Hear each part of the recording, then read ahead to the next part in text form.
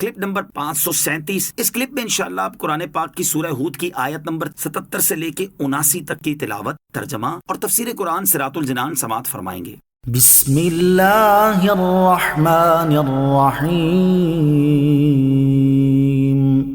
ترجمہ، اللہ کے نام سے شروع جو نہایت مہربان رحمت والا ہے۔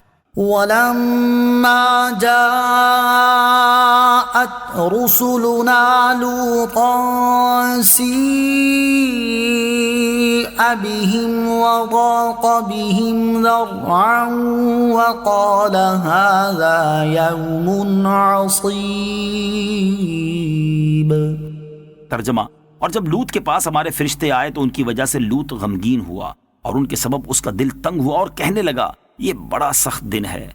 وَلَمَّا جَاءَتْ رُسُلُنَا لُوطًا، اور جب لوط کے پاس ہمارے فرشتے آئے، حضرت ابراہیم علیہ السلام کے پاس سے ہو کر فرشتے خوبصورت لڑکوں کی شکل میں حضرت لوط علیہ السلام کے پاس آئے۔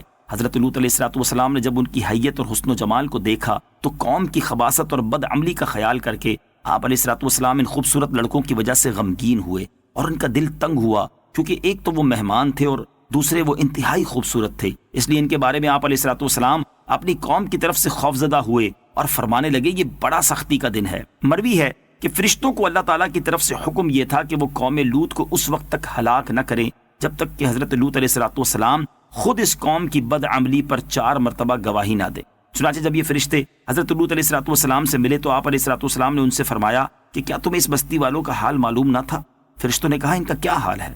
حضرت لوط علیہ السلام نے فرمایا میں گواہی دیتا ہوں کہ عمل کے اعتبار سے روئے زمین پر یہ بدترین بستی ہے، اور یہ بات آپ نے 4 مرتبہ فرمائی۔ حضرت لوط علیہ السلام کی بیوی جو کہ کافرہ تھی وہ نکلی اور اس نے اپنی قوم کو جا کر خبر دی کہ حضرت لوط علیہ السلام کے یہاں ایسے خوبرو اور حسین مہمان آئے ہیں جن کی مثل اب تک کوئی شخص نظر نہیں آیا۔ وَجَاءَهُ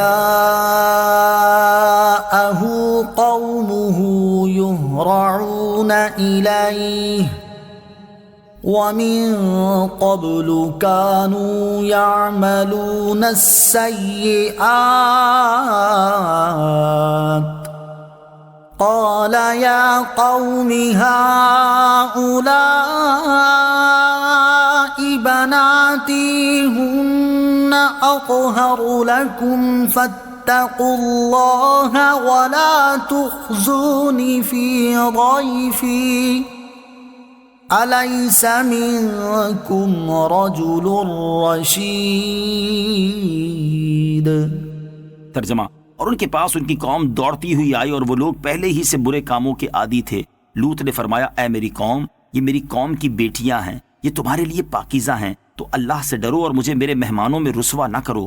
کیا تم میں کوئی ایک آدمی بھی نیک کردار والا نہیں؟ وَجَاءَهُ قَوْمُهُ يُهْرَعُونَ إِلَيْهِ، اور ان کے پاس ان کی قوم دوڑتی ہوئی آئی۔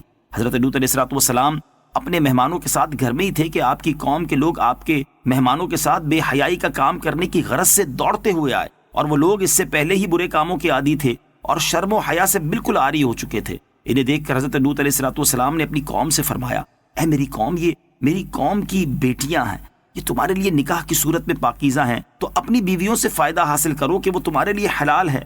حضرت لوط علیہ السلام نے ان کی عورتوں کو جو قوم کی بیٹیاں تھیں بزرگانہ شفقت سے اپنی بیٹیاں فرمایا تاکہ اس حسن اخلاق سے وہ فائدہ اٹھائیں اور غیرت و حمیت سیکھیں۔